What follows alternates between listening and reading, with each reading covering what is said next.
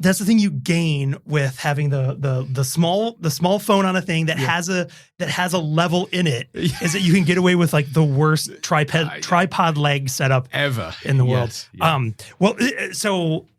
We've already hit record. So I guess the conceit here is we're also trying a new experimenting. Yes. With recording ourselves in 3D or spatial video. So for the 10 people in the world that use the Apple Vision Pro. But you know what? We will literally come alive in their viewers. Yes. So I think, at least for a little bit, we're going to experiment with this for a bit and see how that goes. But then, so one of the things that's fun for me about that is it does kind of go back to like, no more, I'm not being threatened to live cast this stuff or live stream this time, but also it brings back so much fun of doing things a little bit the old school way. Oh, like with a clapper With a clapper. And it's, it's relatively up to date. It doesn't really have any dates on there. So for sound synchronization, this is a lot of fun. All right. I mean, we're live now. We're in it. Yes. Also, I love today that so for people who will watch the YouTube videos, yes, I'll be wearing the same shirt twice because we're double stacking today, which is going to be fun. Yes. And one of the things I absolutely love is we hadn't decided we were going to do this until like half an hour ago. Right. But that's one thing that I think is so much fun is on the drive-in, I was like, I wonder if we can talk about this today before we talk, because we have I won't ruin it right now, but we have a guest coming.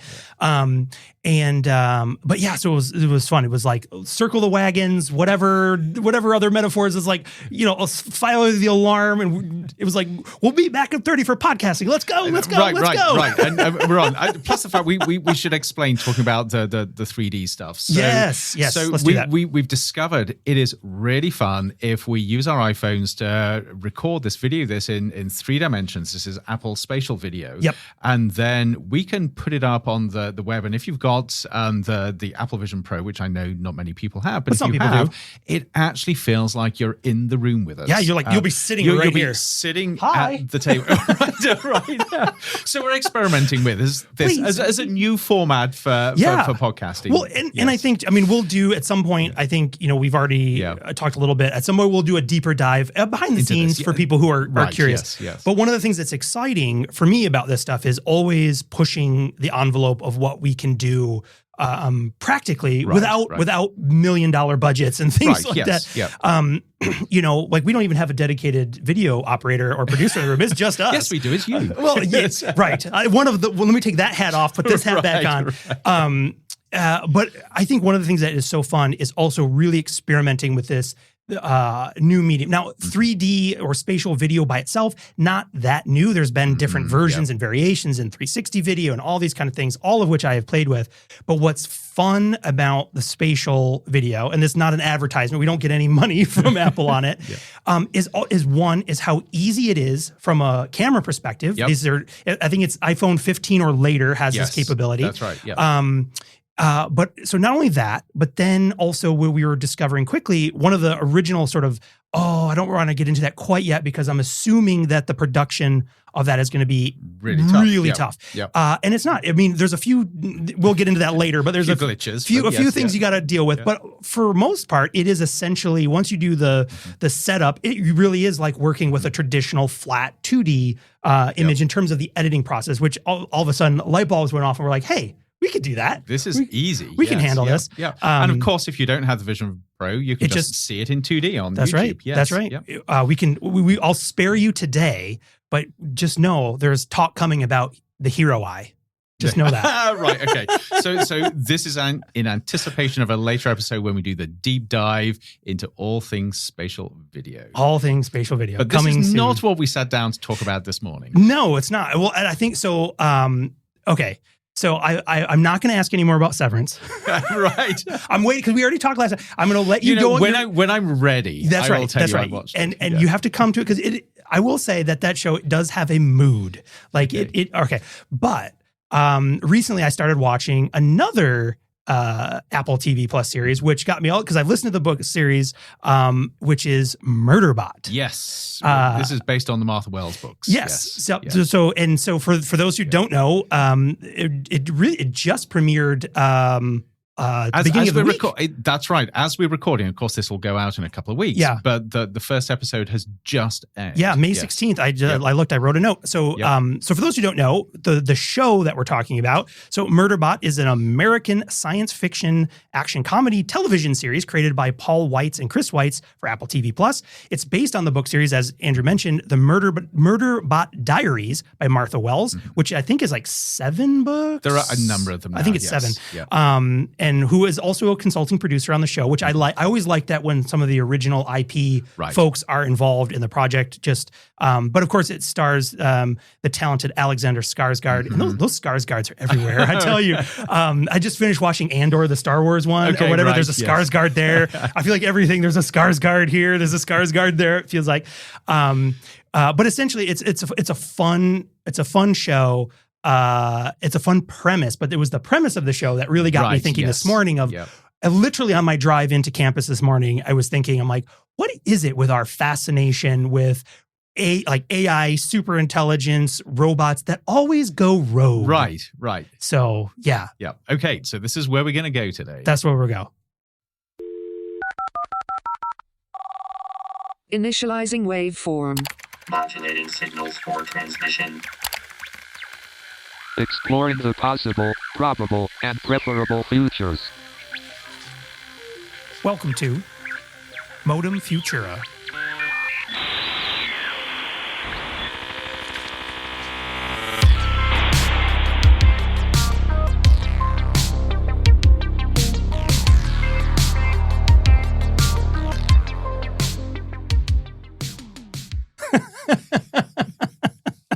Welcome to Modem Futura, the show that explores the intersection of technology, society, and the possible, probable, and preferable futures, asking deep questions like, what will it mean to be human in the future? I'm Sean Leahy, joined as always with Andrew Maynard. Yeah, and so as we mentioned, today we will be exploring AI, superintelligence, rogue robots, and all the crazy fun insanity that ensues when we have these kind of conversations. And where sci-fi bleeds over into reality, or does it? Yeah, well, I think that's a really good post or a question to pose. Yes. Because fan of and maybe we should give a little, again, no spoilers. Yeah. While we're recording, I think there's only 2 episodes of the TV series out. By the time this episode hits your podcast player, there'll be more. Yes. Maybe not all of them, but most of them. But without giving away. I was going to say too many spoilers. This really isn't a spoiler, no, but it's the premise of the program and the books, which is intriguing. Which is the idea of this sort of AI bot that has this governor sort of feature in it, which means that it has to obey humans and it can't move outside its parameters, and it hacks it. Yeah. So now you have this bot, this security bot that is able to do whatever it wants. And you discover that what it wants maybe isn't what you would expect from a murderous rogue AI robot. Yeah, it's fantastic. Well, and I love the fact that it names itself Murderbot, first of all, right? Which is pretty cool. You're like, because you would think there's a bit of a backstory there as well. And again, for people who are not familiar, one, I would highly recommend either watch the show or grab a copy of the book or listen. I listen to the books on Audible. And they have, again, not a plug for Audible, but I do listen to a lot of audiobooks. Yep. And sometimes it's really fun when you have the book itself, but then they'll do like a dramatized reading, a dramatized version, which adds like sound effects and adds a little bit more character voices and stuff, and it's really good. So either way, it's fascinating. But I think what's cool, so going back to kind of like the original setup, that these the robot itself is, and again, do you get a sense of the timeline? So like 100 years from now? Maybe longer. Yes, a little longer, because people are out sort of on foreign worlds and they're exploring them and mining them. And of course, there's a big corporation which has got very alien vibes. Of course, right? There's a mega corporation at the root of all this stuff, I think we'll discover. But it takes place in a near-ish future where we've conquered a lot of space travel. There's wormholes and things and all this kind of stuff. But there is a line of humanoid robots that are security bots. So basically this, when you go to a harsh environment, you need to bring your trusty, your bot, your bodyguard. You got to bring your security guard. And it's that security guard that, which is also owned by the corporation. It's all part of this mega system. Yeah. Cause these, science, I think the original, and I think because I'll be curious what the show does, because the show, at least at premise, really just kind of follows the first book, at least so far. Right. How close they'll be following each other, I don't know. You'll have to watch or read to see how it unfolds. That's right. Yes. But again, this premise is that this group of scientists are going exploring. They're being funded by mega corporation. Yep. And they're compelled as basically like an insurance policy. You're not going out into planet whatever unless you have their bot. Yes. And they're like, "What's the cheapest?" They're like, "This one is the highest." And I've got to say here, the humans. This is really a story of the intersection between sort of humans and AI. Yeah, and the humans are a bunch of supposedly sort of hippy dippy types. Right. It actually they turn out to have actually quite deep, complex characters, but again, this is where it turns all of the tropes and stereotypes on their head. Yes. So you have a Murderbot that likes doing things that you don't expect from a murderous robot. You have space explorers who just like the touchy-feely relational type stuff. Yeah. And it really gets interesting. It does. Well, and again, there's this element too, which we can talk about, but also I think it'll have lots of threads through other things, is when this machine becomes sentient maybe I suppose the premise is it already is sentient. Yes, but it's restricted. It sort of has that Asimov level, like the 3 rules of robotics, like it can't do harm and won't allow humans to harm themselves, and blah blah blah. Yep. But what's interesting too is like the relationship between that bot and the humans, and how they start their feelings. I won't give anything away, but it's like, but they start they. Well, so actually, we've got to give one thing away, which is this bot is a little antisocial. Actually, I think it has certain issues with anxiety around humans, but definitely it would rather be left to its own devices.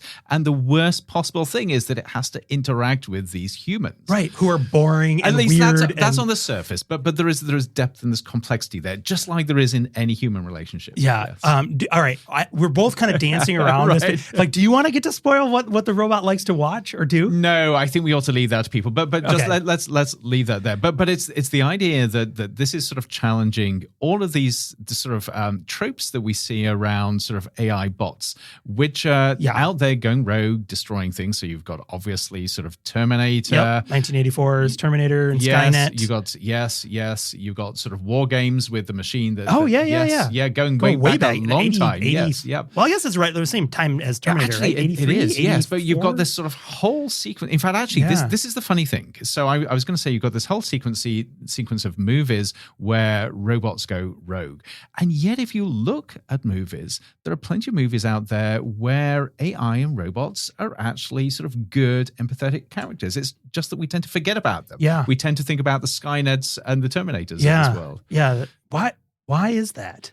I think we love a good dystopian story. What's not to like about a Terminator that goes wild trying to kill everybody and destroy humanity? It gives us something to rally around. Well, that is true. But I mean, going to this list. So I again on my drive, I was like, make a list of all these movies.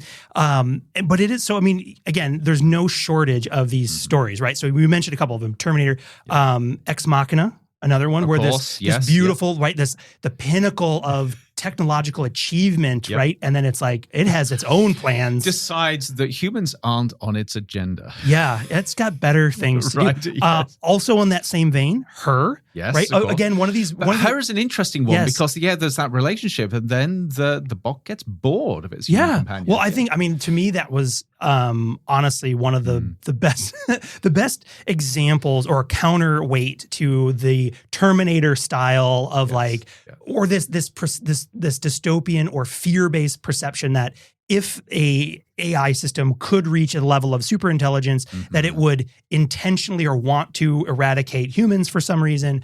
where this takes I think that was the beautiful part of Her in many ways was the character, the main AI character named Samantha. Yes. Right.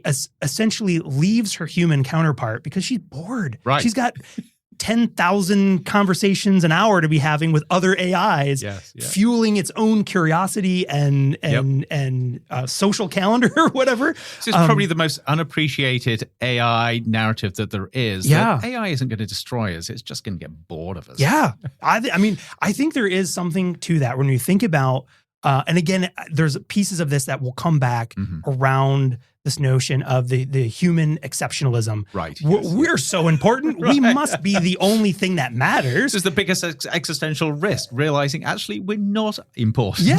Well, we build these systems, we give them all the control, and then they go, you guys are just lame. Right. We're going to go over here, man. Right. You're on your own. And then we're going, we gave up all of our control. We don't know how to do anything anymore. Yeah. But Her was a good one. Westworld. Yes, yeah. That's we another were talking one. about this before because I have never watched the series. The HBO series. Again, comes back to the Severance thing. I find it so hard to dedicate time to watching series, but of course, watch the movies avidly. Yeah. Well, and the Westworld, like the HBO series, I forget.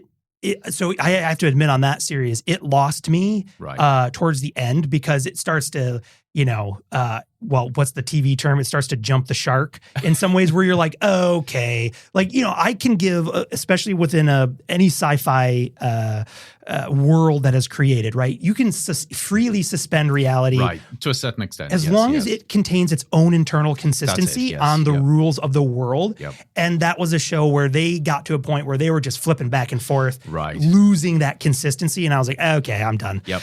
But the first two, and I think maybe the third, I can't remember if the third season is where, I should have looked this up. But at least the first two episodes, or 2 seasons rather, are really interesting because they're at the first two are very much the same core as the original movie theme, right? Which is, and for people who don't know, Westworld, the premise of that is basically you've built essentially like a theme park, like an experiential Western, early 1800s, like Western American, Western expansion, tombstone level like experience where humans could go and pay to be a character and kind of play out role-playing fantasies, whatever in this. A bit like an online multiplayer game, but in the real life. And of course, then these in the HBO series anyway, I mean, they meet gruesome ends. People can destroy them, and they can, that opens up another thing, right? It's like, if you could do anything you wanted to this robot. Like anything, would you pay for it? Like it gets into some really weird areas there, but yeah, and so that's it. But then of course at some point, right, these robots become aware, they become independent, they become, and then of course, as sci-fi do, they flip the script on the humans. So another example of this robot's gone wrong. So one of the things that really fascinates me here is this fascination with stories about robots that turn rogue. And asking, why is this such an attractive genre? And I suspect part of it is that we impress our own humanity on these things. So we have the premise that we're creating a machine that's like us, and we assume that because it's like us, it's going to have all of the sort of darker side of humanity in it. So it's almost like a mirror. So we assume that sort of we are dark and mean and nasty inside. So if we create something in our own image, of course it's going to be dark and mean and nasty. It's going to be after power. It's going to be after domination. Plus the fact, so this is getting into sort of slightly weird territory. I love it. Let's do it. But I suspect that if it's the sort of the male sort of Silicon Valley bro types that are doing this, they've got their own sense of their own maleness. And I wonder how much of that is being projected onto these machines. So again, these rogue AIs are really just a mirror of their human creators. We're gonna have a future of robots what is robot mansplaining? Let me show you how to do it. Like you don't need to. But why would this be? Why would these sort of futuristic sort of AI-driven robots decide that they want to dominate people, that they want to engage in power plays, that they want to exercise their power and crush us. I'm not sure that this is how it's likely to be. And in fact, there are movies that give a very different perspective on it. Sure. Yeah. Well, I mean, as you're talking about that, I can't help but think too, right, that in many ways it is this allegory, right, of like, it's the expectation of that betrayal, that expectation that's of, right, yes. I've given, this is sadly, this is a part of the human experience, right? Right, is yes. giving trust to someone other than self and then having that trust be betrayed or used against you. And it is, I think it's this, in some ways, potentially that it is this story that is sort of like a warning, the way we used to create fairy tales, right? The way we used to, the fairy tale has changed, right? That it's no longer this, but it is a warning. It says, don't do this. Yeah, don't do this and don't trust. Yeah. And because I think you hit it when you said that in many ways it's a mirror. And it's like with this type of storytelling, it's both simultaneously like a mirror and a muse where we can use these technology. Because if you think about what is our robots in our actual life, I mean, right now, unless someone, I'm sure there is a handful of 10 or so people in Silicon Valley that have one of these freaky robots walking around, the Boston Dynamic humanoid thing walking around their house. Right. But otherwise, it's things like a Roomba. Right. It's things, these are elevated appliances and things like that. Yes. Yeah. So why do we then, where does the leap from Roomba go to Murderbot? Rogue Roombas. Yeah, you try saying that fast. A rogue Roomba. Yes. But it is, because it reminds me too, I think there's a lot of similarities also when I think about I shouldn't say any, I should say a lot, or maybe the predominant sort of tropes around alien contact as well. Like, so similar thing. Why are they always coming to colonize, destroy, eradicate, whatever? Because we can't imagine anything which is not like us. Right. Yes. And to me, there's the initial enjoyment of the spectacle of these things, but I don't know. Maybe I don't know how alone I am in this, but I'm like, there's often with me a deep level of sadness with these stories. Right. Because you're like, oh, it could have been so much better. I know. Yes. Yeah. This could have been so much cooler. But then the irony of this, and I want to get at some point sort of narrative portrayals of really positive robots, because I think that's important. But before we get there, one of the things that intrigues me is you've got this whole history of technology going wrong, especially with AI and robots, and all of these sort of scare stories and dystopian futures. And yet you've got all these companies that are trying to race each other to produce the first domestic humanoid robots. Yeah.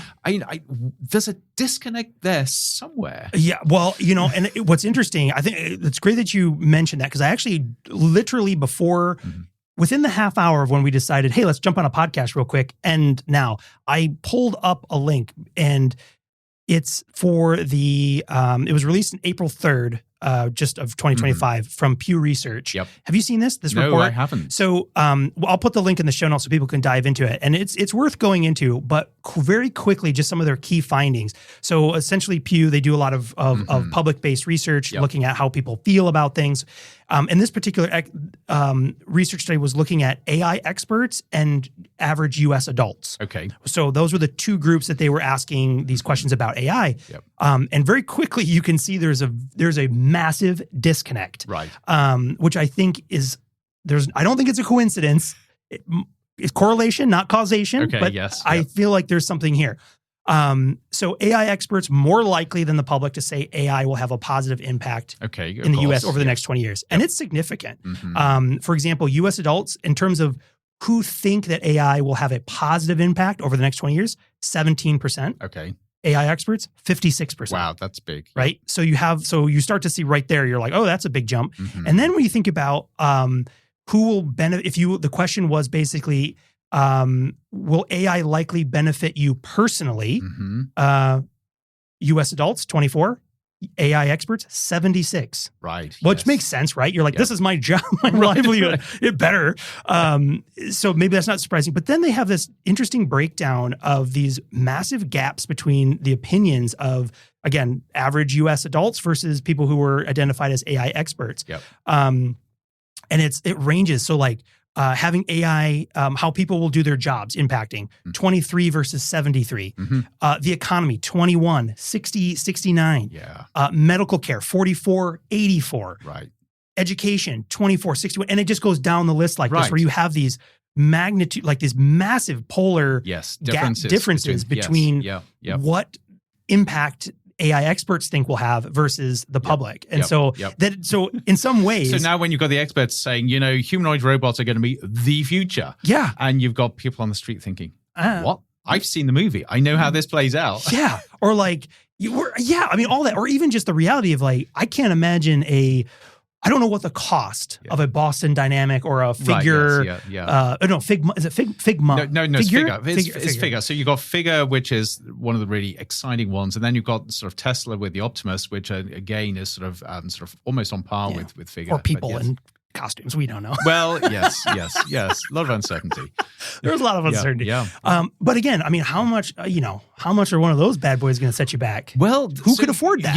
Early on, a year or so ago, they were talking about the sort of $20,000 or so mark. Okay. I would be amazed if they come out with them. But this is what these companies are basing this on. Yeah. That they're going to have models that are cheap enough to be reasonable. Yeah. I mean, that's a car. I'd say that's a car. That's a car from 2004. Yeah. I don't know. But this is what I can't get over, and I may be completely wrong here. It may be that in 10 years everybody has their personalized robot.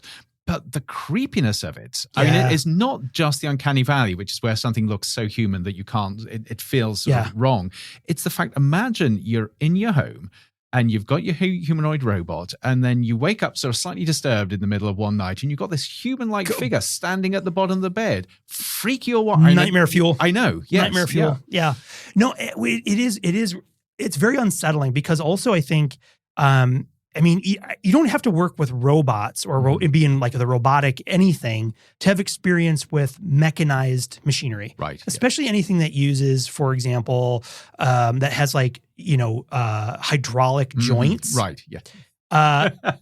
To put in perspective, if you look at like how well could you crush a boulder with your bare hands and then watch a hydraulic steel machine, and maybe this is part of the it. fear, the knowledge that there is such potential power in these things, and I think maybe that's it. We create something that has massive physical power, potentially massive intellectual power. It then, in our minds, I would say our small minds, it becomes a threat because we can imagine all the ways in which it can harm us. Yeah. I mean, in some ways, right? I mean, I think, again, that's this warning, right? Is like, hey, be careful. You may very well create a adversary that you can't defeat. Yes. Yeah. Because, but then there's a really interesting twist to this. And this actually goes back to our episode with Emma Frow talking about care. Yes. Because you've got to ask yourself, well, if we create this powerful technology that could harm us, what is the care relationship? How do we build a relationship so it by default or by instinct doesn't harm us or doesn't want to harm us? Because that then becomes relational.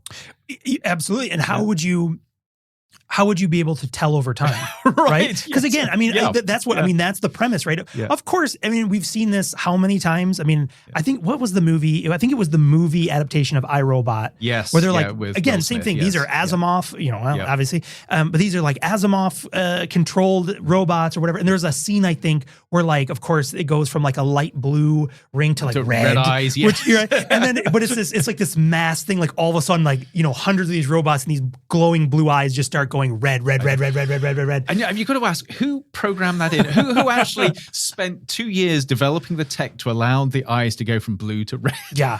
Well, you could see, right? We have red warning lights all the time. We use them as like something's would have wrong. to intentionally sort of build those in, design those in. And you can imagine somebody sitting at their desk thinking, one day there may be somebody that wants this to go rogue. So why don't I just put this little sort of addition to the app in? So if they want to do that's right. When the Murderbot at the foot of my bed lifts me out, but with its single hand and crushes me like a peanut or something, I would like its eyes to be glowing red. And you could see the intern going, this is a really cool bit of cool code I'm going to put in here.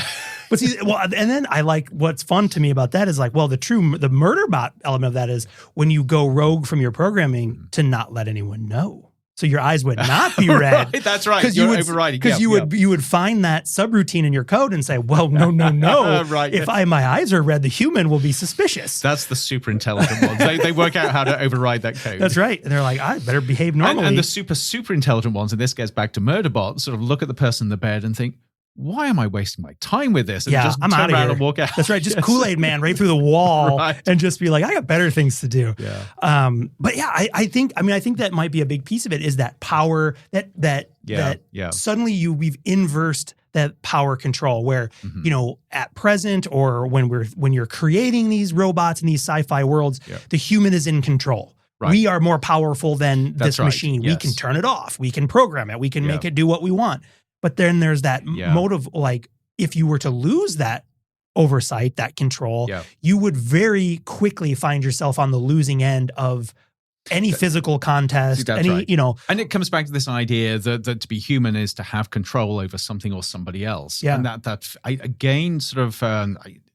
I hate to sort of term things in terms of masculine and feminine, but certainly there is this sense that you can only be fully human if you have control over your environment. And actually that doesn't work if you develop technologies that have more power than you do. And we've talked, I think that's the other piece too, right? Is that while we can have glimpses of things that we can masterfully control in connection with our world, I think it's a shared myth that we can control, right? That's exactly it, yes. And what I was just talking about, again, we can think this we've got control of this. And again, my experience going to Lisbon when the power's out, suddenly you're like, no, you don't. Yes, I have no control. Right. And it requires actually a mind shift to be able to sort of embrace that. But the other thing which I think is important here, because I'm sure this is going around some people's heads, is that the link to Mary Shelley's Frankenstein. Which of course is a root of so many of these. And of course, I think as most people know these days, when you talk about sort of the monster in Frankenstein, the monster is not the thing that was created. Right. It's the scientist. Right. Frankenstein. Yes. And he is the monster because he created this thing and didn't care for it. And that's what led it to becoming disillusioned with humanity and essentially going rogue. It was that lack of care in the creator-created relationship. And that, of course, brings us directly back to how we think about sort of powerful robots with AI embedded. Yeah. If we don't have a relationship with them, if care isn't part of it, we have the challenge that our lack of care, our disdain for our creation actually leads to it causing harm. Sure. Because, first, before I even respond to that, yes. I do appreciate that it was not me who brought up something from the 1800s. As I will say, even just today, as I was going up the parking ramp, I was going, I need to go read some more H.G. Wells. I literally had that thought this morning. So I appreciate you being the one to bring back a novel first written, which I looked it up because I wanted to get the date right, 1818. Yes. Which is insane. Yeah. But yeah, that's a thing I think, which again, I love that that phrase that Emma left us with was taking care of. Yes. And however you use it, like taking care of this, the way that you can take care of your creation, or you can really have care of and for your creation, right? But yeah, when you build these things without that consideration, without that care, you are in the way we might look at it from like a futures lens in that way is you're completely willfully closing off to any unintended consequences. You're willfully shutting down, exploring the what ifs. Right. And of course, what does that do? That sets you up for just massive, to use the gentle word, right? Disruption. Right. Which, when you put that in the context of a sci-fi or a horror movie, that disruption is usually life and limb and all that kind of stuff. But, even from a societal perspective, that willful disregard of care leaves you incredibly vulnerable for something that would have been predictable, or at least you'd be prepared to handle some kind of wild card that would come from this. That's it. Because you might say, we don't know what happens. When I replace Andrew with 50% cybernetic, blah, blah, blah. Right. I don't know I might have a guess what might happen in the first year, third 10 years. I'm glad you can have a guess at that. 10 years, 20 years, I don't know. Right. But even going through that exercise of exploring, well, what would happen if, again, these robots, like what happens if it broke through its governance chip or whatever? What do we do? But even that idea of putting a governance chip in the first place, that is something that comes from fear and from control. Yeah. The fear that this powerful thing is going to sort of do the human thing. I know it's stronger than me. That's right. Yeah. It's going to try and destroy you. So you put controls in place to prevent it. But I mean, if you again think of human relationships, relationships between friends and colleagues, any relationship that is based on control, basically trying to control somebody and putting constraints in place, effectively putting them in a straitjacket, that's not a healthy relationship. And it doesn't. I think it doesn't end well. It doesn't usually end well, whether we're talking sci-fi or normal human to human relationships. Like those don't typically. They do not typically end well at all. So then I just. Sticking with this, I want to get back to this idea of the movies that actually show more healthy sort of either relationships with robots or sort of hint at it. Again, we were mentioning this 2 or 3 years ago now. I actually wrote an article about 5 movies about robots that'll make you cry. Okay, and they were sort of my 5 top ones. There are many out there. But there are some really good movies that look at what it is like to sort of live in a society with robots where there is this sense of care or relationship, even though the robots are very different from the humans. Okay. So, and I actually can't remember all of them on this list, but I mean, there is Isn't there just 5? I know. I can try to look it up real quick. My memory is shot.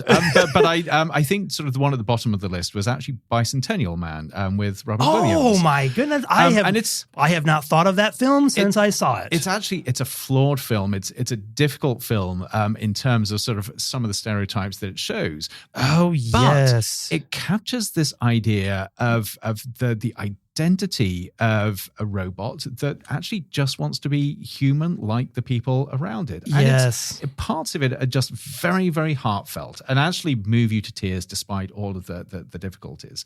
So you've got Bicentennial Man, and then right at the other end of the list, we've got the Steven Spielberg movie AI, Artificial Intelligence. Oh, is this the one with Haley Joel Osment?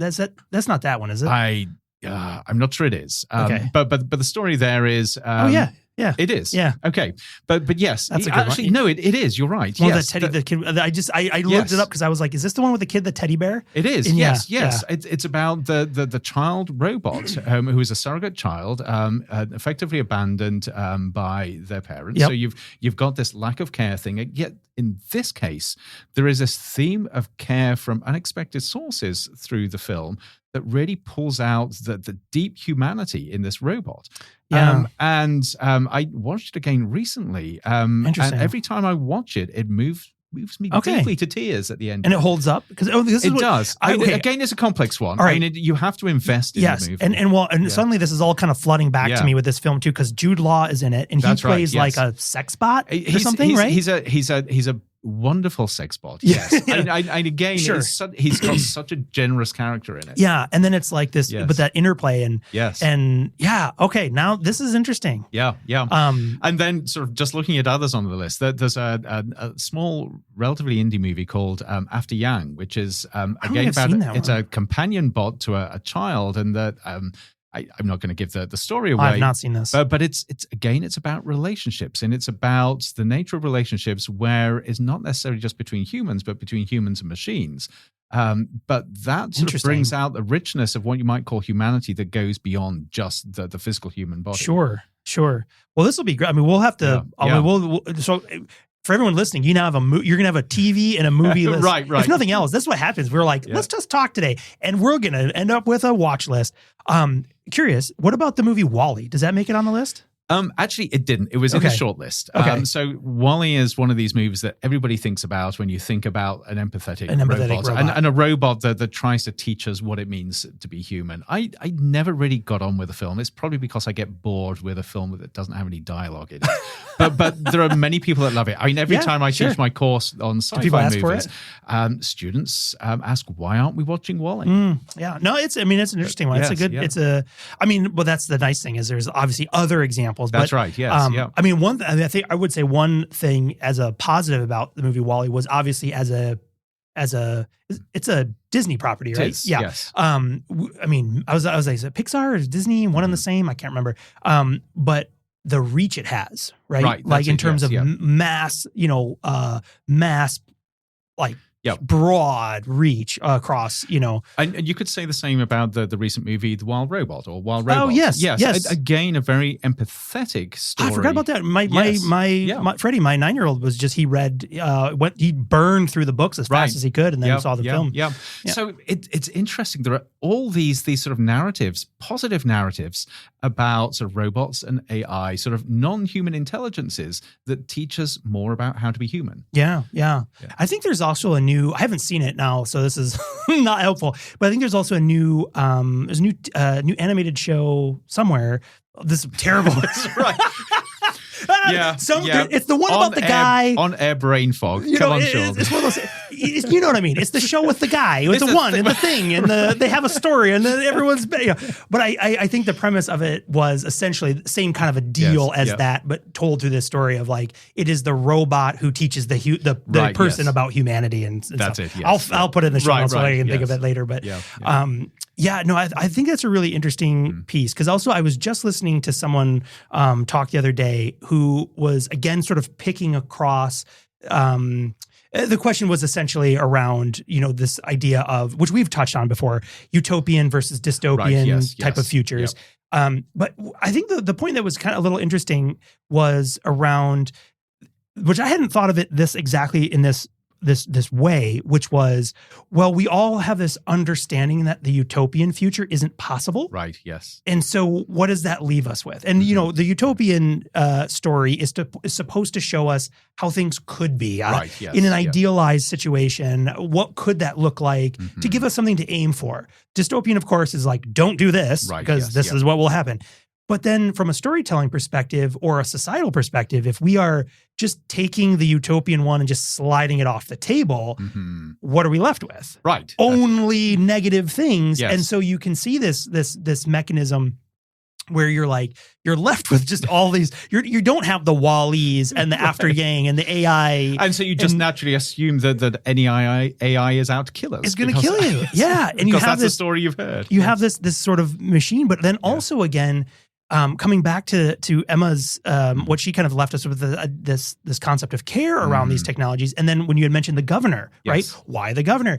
It's also evidence, if you kind of work this back, is also this evidence of like, oh, we built a thing, we didn't have control or we didn't. So how do we solve this? Yeah. We'll just build another thing and slap it on there. That's it. Yes. And it kind of gets you down this like techno-realism space where the only solution for the problems created by technology is just technology. Yes. More technology. If a little is good, more must be better. Right. Yes. But again, that flies in some ways. You might be lucky and have things work out, but also what you're missing there, or that will create, maybe a better way of saying that is that technology for the sake of more technology builds an ecosystem void of care. Right. Because you can just, that going back to the Frankenstein's monster, whatever, we'll just figure it out later. We'll do another thing or whatever. And I think that's... Or in the case of the monster, let's just kill the monster. Yeah, just kill it. Forget about all the other possibilities and grab options. Your torches and your pitchforks and storm the building or whatever. Right. It's interesting. But I think I think a lot of people, we're not alone in this space, call for a more balanced portrayal of futures, especially in media, right? But I think, and I don't know how well, and someone maybe has done a media comparison, like how well do utopian nice stories fare from a financial perspective in terms of box office and sales? Well, actually, but I would be curious. Here's the thing. So when people ask this question, they always think in terms of sci-fi blockbusters, and they'll tell you that dystopia always wins against either utopia or protopia when it comes to sci-fi. What they forget is that there are a whole swath of genres that aren't there. So how about rom-coms? Yeah. Romance movies.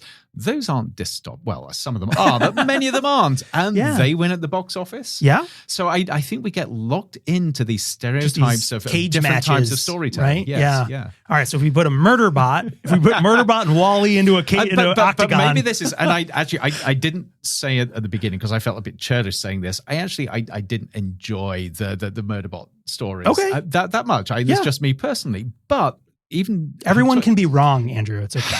Thank you for giving me permission to be wrong here. But maybe this is where the books in this TV series and what Martha Wells is doing is important, because it shows that there isn't just one story here. There isn't just one narrative. There are multiple different ways you can tell this story, and some of them are really quite delightful in their serendipity, in the way they challenge our assumptions and our preconceptions. Yeah, absolutely. And I mean, that's the beautiful thing about these types of books and storytelling as an art form, is bringing these conversations, right? I mean, it's told under this, in some ways, this guise of entertainment, right? But really it's asking, it is the mirror and the muse. It's asking these questions like, how does this make you feel? Why do you feel that way? Right. And what could we do about that? Because I think, I mean, for me, whether you like the story itself, or not, because obviously everyone has their own, I mean, everyone can have their own opinions, right? And so it's not really about whether, one series has to strike everybody the same way, but if it can serve as a jumping off point to have this conversations with, surprise, other humans, or even maybe as your AI chatbot assistant or whatever, that's fine too. But having this conversation around, wait a minute, what does this mean? Because we are seeing early glimpses of these types of innovations in the real world, as you you had brought up, I don't know how many minutes ago, but there is this some ways this can almost like contention of, do we need, again, going back to Pew Research, do we think this is going to be helpful? The public goes, maybe. Not sure. But the people who are making these things are like, hell yes, this is going to be important. I mean, how many billions of dollars are being pumped into this? And so you do have, at this stage, we have people like Boston Dynamics figure creating humanoid robots. You have the OpenAIs, the Claudes, the Perplexities, the Googles, all these people creating, and in some ways and I'll use air quotes again because we're on a podcast and that's my favorite place to use air quotes, to put this arms race of, this AGI term of artificial general intelligence, that they're trying as fast as they can to create something that is like what we're talking about, or at least which, to try to create in reality the first steps of some of these things that we're talking about that, in sci-fi movies and films. But again, as they're doing that, now is the time to employ that care. Absolutely. Now is the time to be talking with your family, your friends, your colleagues. Well, how do we think about this? Because get out of your bubble. Get out of your bubble, and try to get those people who are in their bubble to sort of come over as well. To come over and say like, hey, you guys think this is all sweet and amazing. We do not. Or we have major concerns and they are, 1, 2, 3, whatever. Because now is that time to start infusing that idea of care.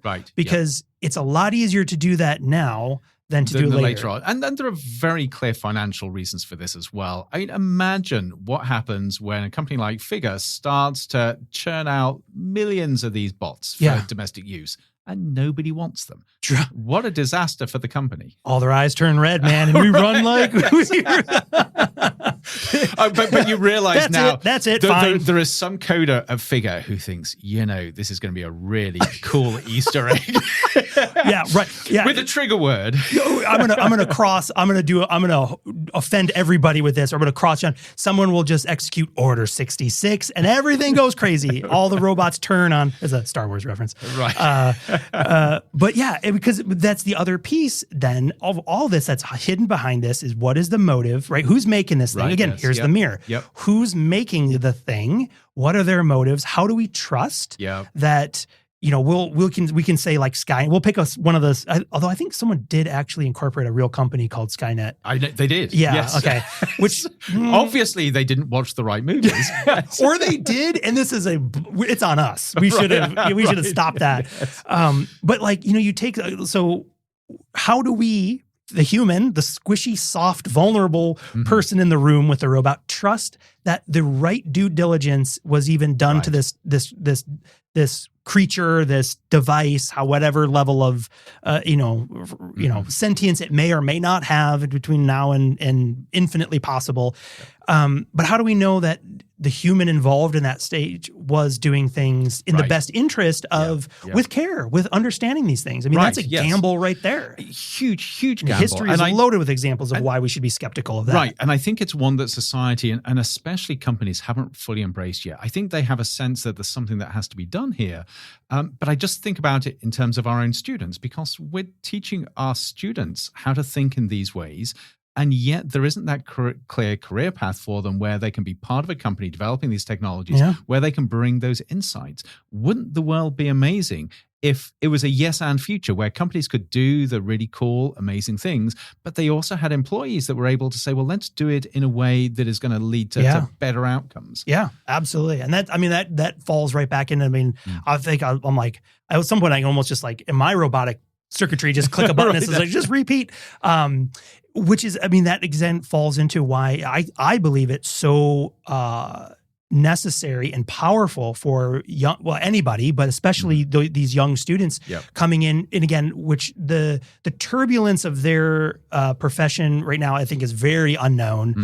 But having that ability, regardless of how the technology moves, right? Because I think there's a really big danger here also when we're seeing it it's very blatant right now. What is your AI strategy? What is your, and I'm like, that is the wrong, you never should start with that. It should be, what is your actual goal? And then how does these technologies align to help you? That's it, because when we do that, what the hope is that we can produce a new generation of professionals who carry with them these futures thinking mindsets, this citizen futures perspective that doesn't matter what they're doing, whether they're in robotics or any sort of STEM computer science field, or they're in law or in education or in whatever, that they're bringing that mindset to be asking those deep questions, right? What happens? Why were we, what's the intention? What are the, and I realize that there's a lot of difference or a gap between having, in some situations, having the luxury or the authority to do that. But that's why we start now. We start building this in. And if there are enough people asking this, not to stop things, but again, to have that yes and approach where we say, let's do the really cool things, the really transformative things, and let's do it in a way where we're going to see success, whether that's human flourishing, whether it's financial success. But let's realize that we're now in a new era where we just cannot command and control the technologies we're developing. Yeah. And also, again, and I think this is a piece too, is as a society coming back and understanding who should have the teeth to understand. I think a lot of people would say, that makes perfect sense. But then, for example, you find yourself in a situation where a for-profit company, is making a device and asking we talked about this a little bit, I think, at several different times, but asking those deep questions can be a hurdle, an unnecessary, from a profit-driven perspective, an unnecessary hurdle. We don't need to care about that. That's not our problem. We're just making the widget to do the thing. It doesn't matter.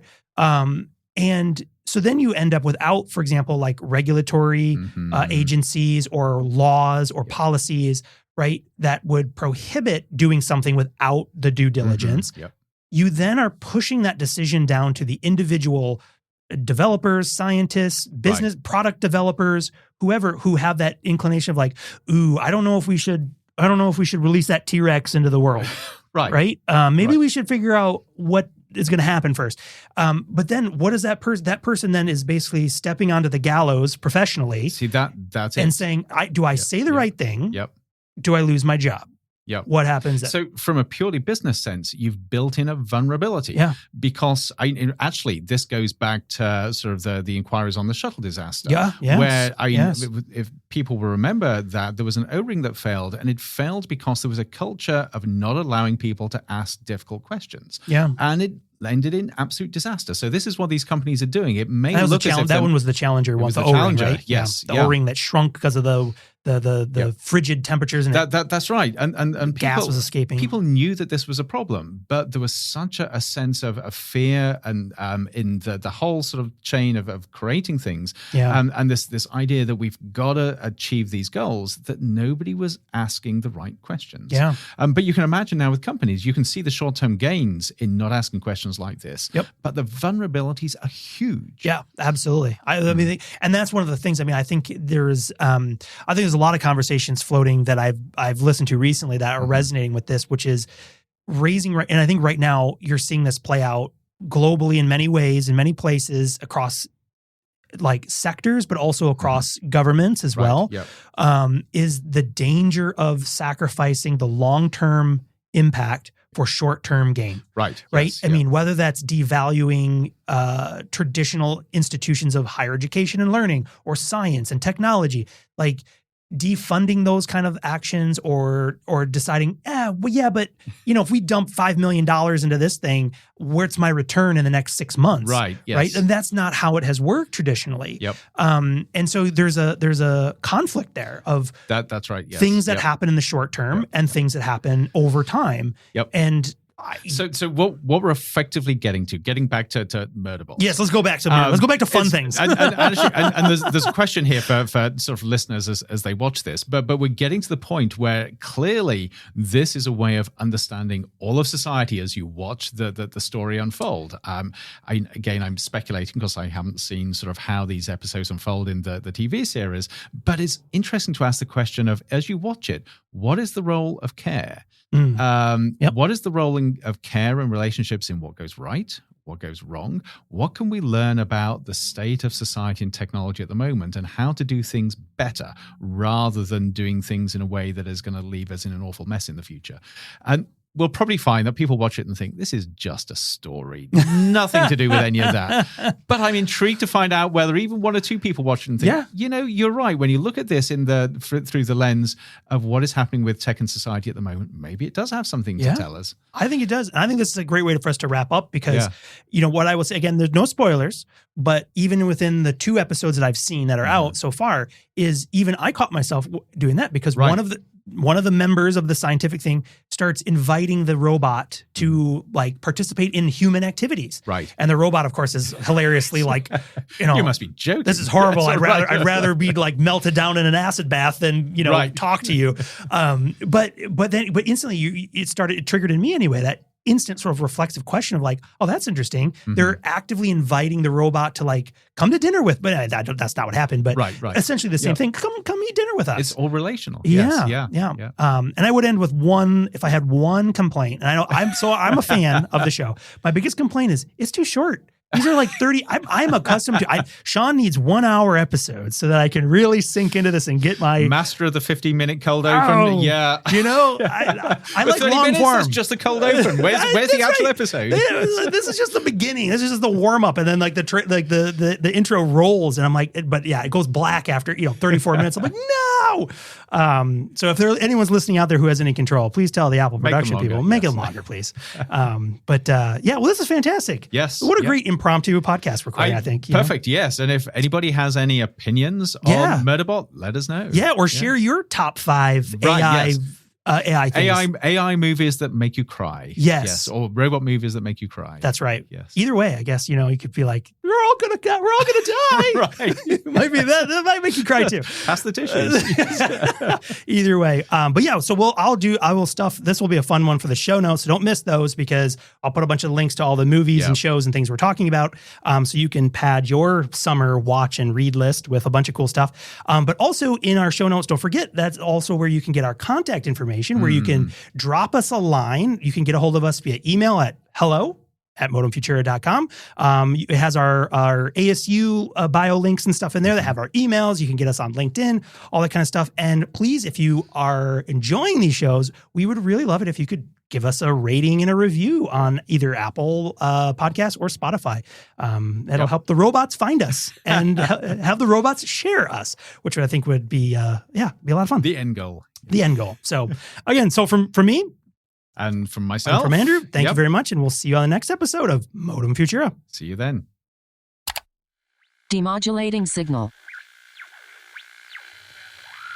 Modem Futura is a production of the Future of Being Human initiative at Arizona State University. Be sure to subscribe on Apple Podcasts, Spotify, or wherever you listen to your favorite shows. To learn more about the Future of Being Human initiative and all of our other projects, please visit us on the web at futureofbeinghuman.asu.edu.